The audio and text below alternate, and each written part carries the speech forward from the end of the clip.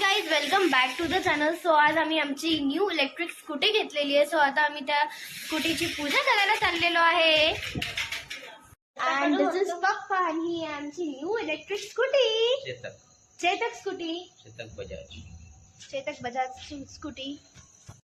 So ही आमची new scooty बघू शकता तुम्ही, ब्लॅक कलर मध्ये. तू थांब ना भाई असं ते काय